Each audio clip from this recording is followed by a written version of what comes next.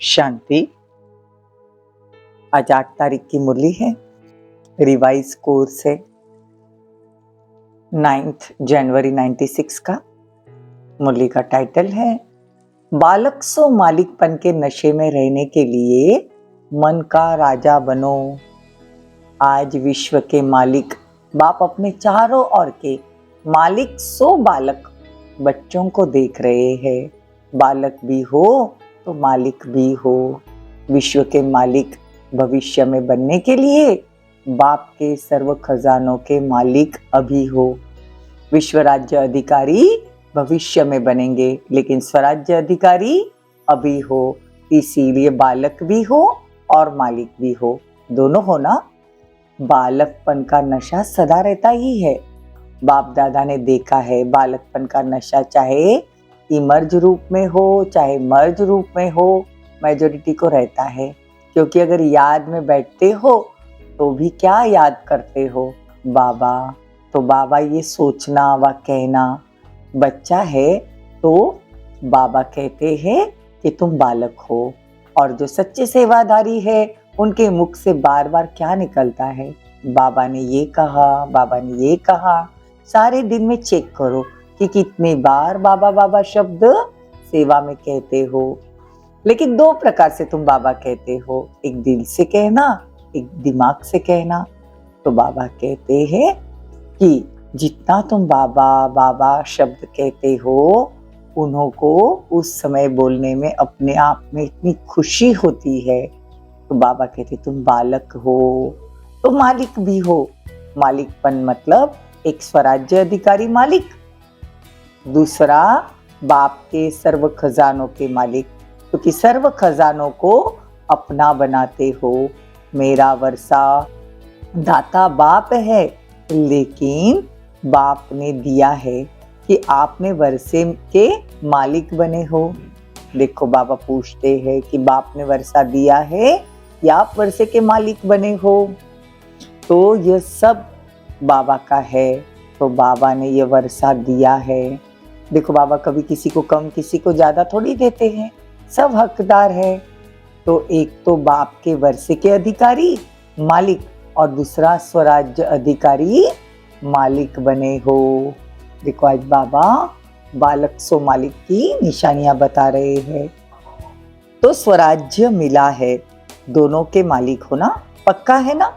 तो मालिक होकर कितना समय चलते हो? कहते भी हो कि स्वराज्य हमारा बर्थ राइट है। तो बाबा कहते हैं कि बाप दादा ने देखा है बच्चों की स्थिति में सबसे ज्यादा जो मालिकपन भुलाने वाला है वह समय प्रति समय राजा से अपने वश में करने वाला है, वो है मन। इसीलिए बाप का मंत्र भी है मन मना भव। तन मना भव, धन मना भव या बुद्धि मना भव नहीं है। ये मन जो बुद्धि रूपी घोड़ा है जो नाचता रहता है, तो बाबा कहते ये मन मेरे में लगाओ। तो मन मना भव हुआ ना। तो मन अपना प्रभाव डालता है। मन के वश में आ जाते हो। देखो कोई भी छोटी सी व्यर्थ बात व व्यर्थ वातावरण व व्यर्थ दृश्य, सबका प्रभाव पहले किस पर पड़ता है? मन पर पड़ता है ना। फिर बुद्धि उसको सहयोग देती है। मन और बुद्धि अगर उसी प्रमाण चलती है तो फिर संस्कार बन जाता है। देखो कितनी गुह्य बात बाबा समझाते हैं। सबसे पहले कोई बात का असर मन पर पड़ता है। फिर मन अगर कोई बात विचार करे तो बुद्धि अगर उस तरफ जाती है तो क्या कहती? सही बात है, सही बात है। तो बुद्धि भी सहयोग देती है। और बार बार मन और बुद्धि अगर वही बातें करे तो आदत पड़ जाएगी। आदत से फिर हमारा संस्कार बन जाता है। तो मेरा जो व्यर्थ संस्कार है वो बना कैसे? मानो किसी का संस्कार छोटी सी बात में, सेकंड में मन में फीलिंग आने का है, तो ये संस्कार कैसे बना? फिर कहते हैं चाहते तो नहीं थे, सोचते भी नहीं थे, लेकिन हो जाता है। इसको कहा जाता है संस्कार के वश। तो बाबा आज हमको सिखा रहे हैं कि बच्चे व्यर्थ बातें न सुनो न देखो। तो बाप दादा ने देखा है कि मालिकपन को हिलाने वाले विशेष मन है और आप स्वराज्य अधिकारी राजा हो। मन आपका मंत्री है, वह मन मालिक है, आप मंत्री हो ना, आप राजा हो, मन तो राजा नहीं है, मंत्री है, सहयोगी है। तो मन का मालिकपना दिखाओ, मतलब मन का मालिक बनो। ये सदा हो तब कहेंगे स्वराज्य अधिकारी। मन को हमारे वश में रहकर उसको चलाना, उसको कहेंगे स्वराज्य अधिकारी। नहीं तो कभी अधिकारी कभी अधीन। इसका कारण क्या है? क्योंकि परिवर्तन होता नहीं है। तो पहले तो मन को कंट्रोल करो। कहते हो राजा है, लेकिन राजा का अर्थ है जिसमें रूलिंग पावर हो। अगर हम अपनी कर्म इंद्रियों के राजा है तो हमारे आंख, नाक, कान, मन, बुद्धि सब हमारे रूलिंग से, कंट्रोलिंग से चलनी चाहिए। एक गलती बहुत करते हो, उसके कारण भी संस्कार पर विजय नहीं प्राप्त कर सकते। बहुत टाइम लगता है, समझते कल से नहीं करेंगे, लेकिन जब कल होता है तो आज से भी कल बड़ी बात हो जाती है। तो क्या होता है? तो कहते कल तो छोटी बात थी, आज तो बहुत बड़ी है। तो बड़ी बात होने के कारण थोड़ा हो गया, फिर ठीक कर लेंगे। ये अपने बड़ों को व दिल को दिलासा देते हो। तो बाबा कहते हैं ऐसे संस्कार पक्के हो जाते हैं। जिसको आपने मेरा संस्कार कहा वो मेरा है। किसका है? रावण का है ना। तो मेरा क्यों कहते हो? ये तो कभी नहीं कहते हो कि ये रावण का संस्कार है, कहते हो मेरा संस्कार है। तो ये मेरा शब्द यही पुरुषार्थ को ढीला करता है। ये रावण की चीज अंदर छिपकर क्यों रखी है? लोग तो रावण को मारने के बाद जलाते हैं, जलाने के बाद जो कुछ बचता है वो पानी में डाल देते हैं, और आपने मेरा बनाकर रख दिया। तो जहाँ रावण की चीज होगी वहां अशुद्ध के साथ शुद्ध संस्कार इकट्ठे रहेंगे क्या? नहीं रहेंगे ना, अशुद्धता होगी। तो बाबा कहते हैं अशुद्ध चीजें संभाल कर नहीं रखनी चाहिए। तो बार बार ब्राह्मण से फिर हम क्षत्रिय बन जाते हैं। मेजोरिटी ने सोचा है, कईयों ने तो अपना संकल्प किया भी है, लिखा भी है कि इस वर्ष डायमंड जुबली में बाप समान डायमंड बन जाएंगे। ये संकल्प है या सोचना है? सोचना हो तो सोच लो, लेकिन नंबर पीछे मिलेगा। कहावत भी है ना, जो करेगा सो पाएगा।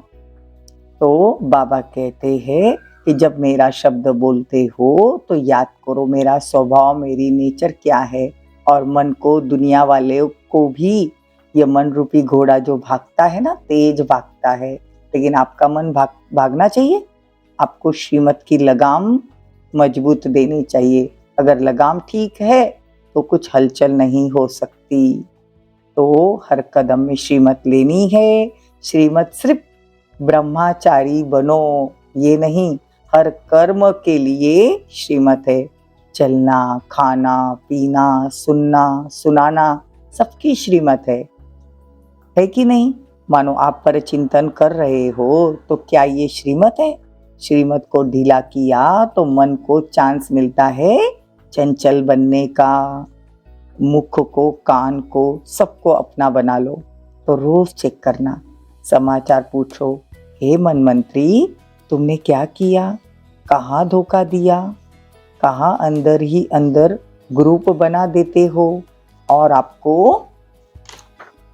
राजा की बजाय गुलाम बना देते। देखो अंदर के अंदर ग्रुप बना लेते, तो ऐसा न हो। देखो ब्रह्मा बाप आदि में रोज दरबार लगाते थे, जिसमें सभी सहयोगी साथियों से समाचार पूछते थे। मतलब ब्रह्मा बाबा अपनी स्व की दरबार लगाते थे।